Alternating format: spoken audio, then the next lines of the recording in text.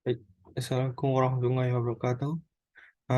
Perkenalkan nama saya Kismullah. Eh, kali kali ini saya akan menjelaskan apa itu mobile computing.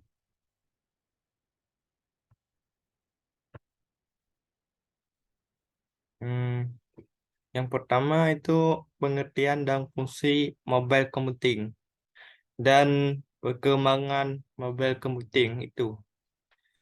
Eh, Kalau pengertian mobile computing merujuk pada penggunaan perangkat komputasi portable seperti smartphone, tablet, laptop, dan perangkat yang dapat dipakai di tubuh untuk mengakses dan proses data dan aplikasi saat bergerak. Komputasi seluler telah memungkinkan individu dan organisasi untuk terhubung dan produktif dari mana saja, kapan saja. Hal ini melibatkan kombinasi antara perangkat keras, perangkat lunak, dan teknologi komunikasi yang memungkinkan pengguna untuk melakukan tugas dan mengakses informasi tanpa terikat pada lokasi tertentu. Komputasi seluler telah memberikan dampak yang signifikan terhadap cara orang hidup dan bekerja, serta telah membuka peluang baru bagi pembisnis untuk menjangkau pelanggan dan meningkatkan operasi mereka.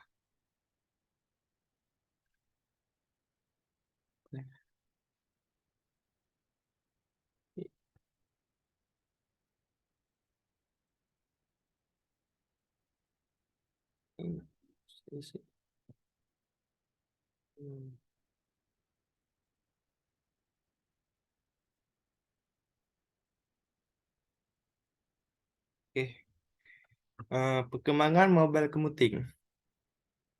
Perkembangan mobile computing, perkembangannya sangat pesat dalam beberapa tahun terakhir. Penggunaan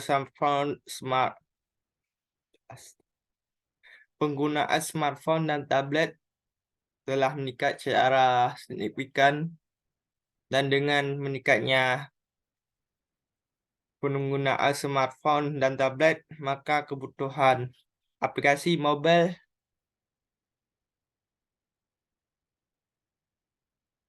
semakin beragam.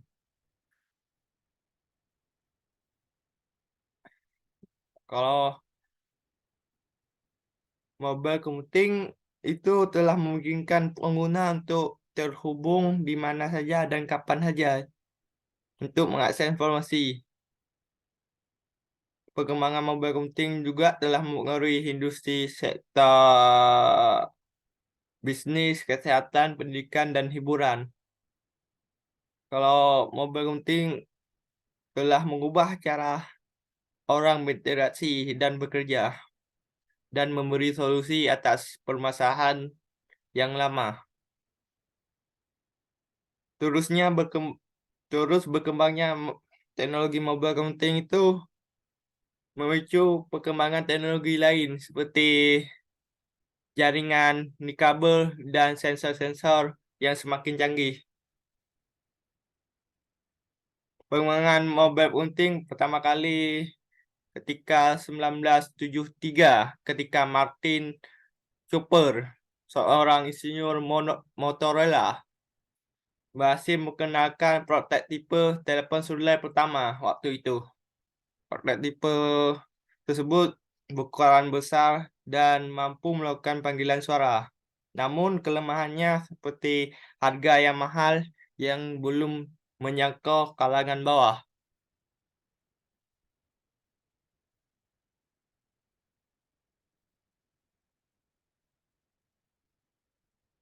Pada tahun 1983, Dina Tak 8000X, telepon seluler pertama yang digunakan secara komersial, diperkenalkan oleh Motorola. Telepon ini, seperti yang saya katakan yang tadi, sangat mahal dan belum terjangkau kalangan orang ke bawah. Dan pada tahun 1992, IBM memperkenalkan smartphone pertama yang disebut Simon, yang dinamakan Simon. Simon ini memakai teknologi layar sentuh, keyboard, dan mampu melakukan panggilan serta mengirim pesan teks. Namun juga harganya belum terjangkau untuk kalangan bawah.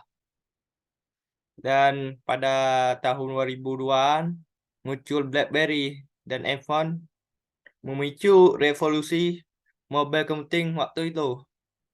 BlackBerry sangat populer pada kalangan bisnis dan profesional pada masa itu. Untuk biasanya digunakan oleh pembisnis untuk mengirim dan menerima email secara real time. Kalau iPhone itu diperkenalkan oleh Apple 2007 yang membuat revolusi baru dalam mobile computing dengan menggabungkan kemampuan telepon seluler, komutasi musik, dan kemampuan mengakses internet dalam satu perangkat. Pada tahun 2010-an, perkembangan mobile computing lebih pesat lagi. Makin pesat dan canggih pada masa itu, seperti tablet dan smartwatch. Selain itu, aplikasi mobile computing berkembang dan menawarkan berbagai fitur dan fungsi yang lebih kompleks. Saat ini, mobile computing telah menjadi bagian yang tidak terpisahkan dari kehidupan semua orang di seluruh dunia. Dengan berkembangnya teknologi mobile computing ini, dapat diprediksi inovasi dan penemuan baru akan terus muncul di masa depan. Oke, next slide yang lain. Aplikasi mobile computing di berbagai bidang. Bidang yang pertama, bidang kendaraan. Bidang kendaraan seperti eh, aplikasi parkir,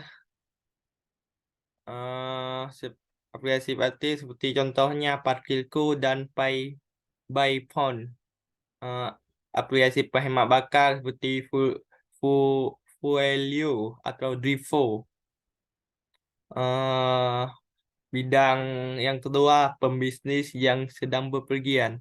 Kalau aplikasi pembisnis seperti Inventari yang melakukan penjualan dan pemasaran, mengirim dan menerima email, melakukan presentasi seperti Google Meet, dan mengakses informasi bisnis penting lainnya. Hmm, yang bidang yang ketiga itu seperti telepon yang cerdas.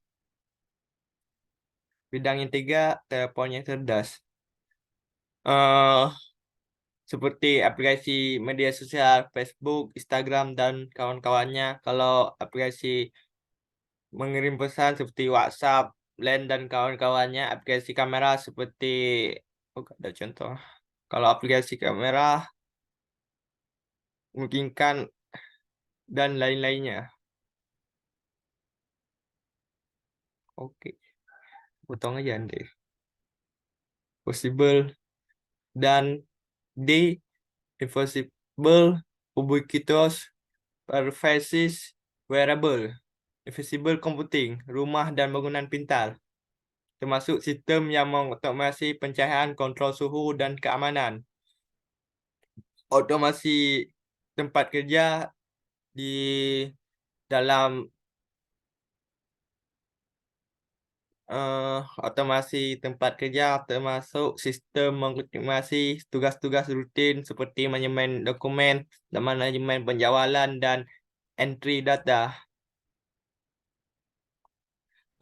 Layanan berbasis lokasi, termasuk aplikasi yang menggunakan GPS untuk memberikan informasi waktu nyata tentang tempat-tempat menarik, acara, dan mempromosi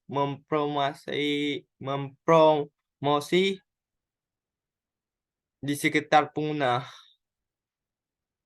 Ubiquitous Computing, sistem pembayaran mobile seperti termasuk aplikasi memungkinkan pengguna untuk membayar barang dan jasa menggunakan perangkat mobile mereka.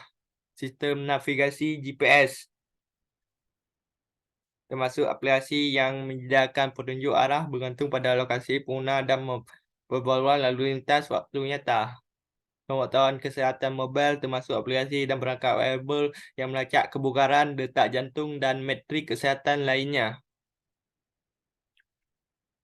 Kalau pervasive computing, layanan berbasis cloud, termasuk aplikasi yang memungkinkan pengguna untuk menyimpan, mengakses, dan berbagi data di berbagai perangkat dan platform. Platform media sosial termasuk aplikasi yang memungkinkan pengguna untuk terhubung, berbagi, berkomunikasi dengan orang lain secara online. Eh, Aplikasi web termasuk aplikasi yang menyediakan layanan online seperti email, pesan, dan penyimpanan file.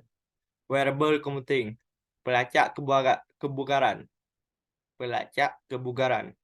termasuk perangkat wearable yang melacak langkah, jarak, kalori yang terbakar, dan metrik kebugaran lainnya. Smartwatch termasuk perangkat wearable yang memberikan notifikasi, pesan, dan fitur smartphone lainnya di pergelangan tangan. Kacamata pintar termasuk perangkat wearable yang memberikan kemampuan komputasi realitas tambahan dan bebas tangan. Oke. Kantor atau rumah cerdas. Kalau sistem manajemen tugas aplikasi mobile seperti Trello, Asana, dan Monday.com memungkinkan tim untuk mengelola tugas dan proyek secara terorganisir. Kombinasi tim aplikasi mobile seperti Slack, Microsoft Teams, dan Zoom memungkinkan tim untuk berkomunikasi dan berkolaborasi dengan mudah terlepas dari lokasi mereka. Kontrol perangkat pintar, aplikasi mobile seperti Google Home, Amazon Alexa sudah memungkinkan pengguna untuk perangkat pintar di rumah seperti pecahan suhu dan keamanan menggunakan suara mereka. Kalau sistem manajemen dokumen, aplikasi mobile seperti Google Drive, Dropbox, dan Microsoft OneDrive memungkinkan pengguna untuk menyimpan, mengakses, dan berbagi dokumen dari mana saja. Kalau sistem keamanan rumah, aplikasi mobile seperti Ring dan Net memungkinkan pengguna untuk memantau keamanan rumah mereka melalui kamera dan sensor pintar dan menerima notifikasi pada perangkat mobile mereka jika ada aktivitas yang mencurigakan. Kalau otomasi rumah pintar, aplikasi mobile seperti SmartThings dan HomeKit memungkinkan pengguna untuk mengotomatisasi berbagai perangkat di rumah mereka seperti pecahan suhu dan perangkat elektronik menggunakan jadwal dan atau aturan yang ditentukan pengguna. Next.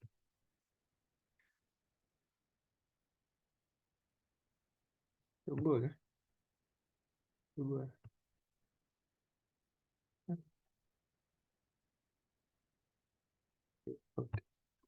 Taksi mobile pemadam.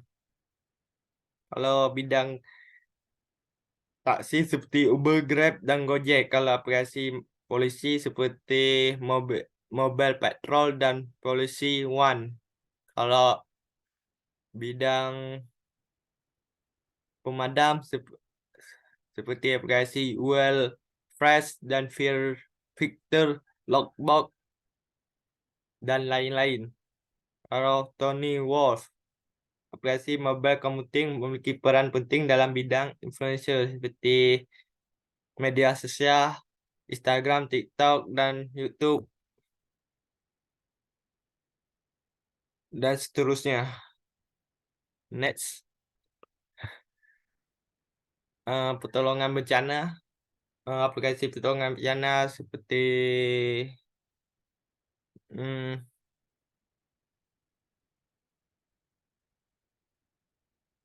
pertolongan bencana. Kalau nggak ada contoh. Aplikasi pertolongan bencana, para ada seperti aplikasi pelaporan bencana, aplikasi pelacak korban, dan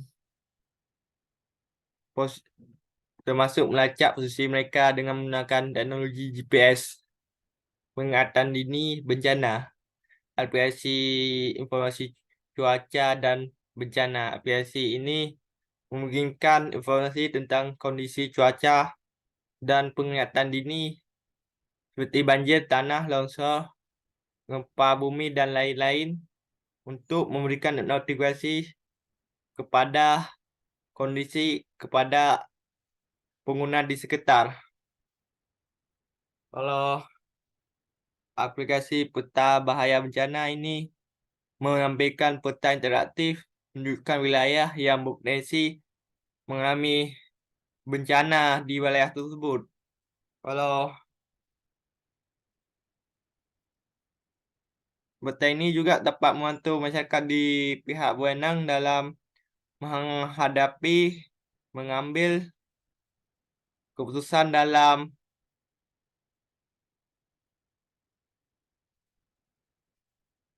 peta ini dapat membantu masyarakat dan pihak berwenang dalam mengambil tindakan yang tepat dalam menghadapi bencana. Kalau aplikasi sistem peringatan dini bencana, aplikasi ini juga memungkinkan peringatan dini bencana yang memanfaatkan teknologi sensor dan informasi dari berbagai sumber untuk memberikan peringatan dini bencana secara cepat dan akurat.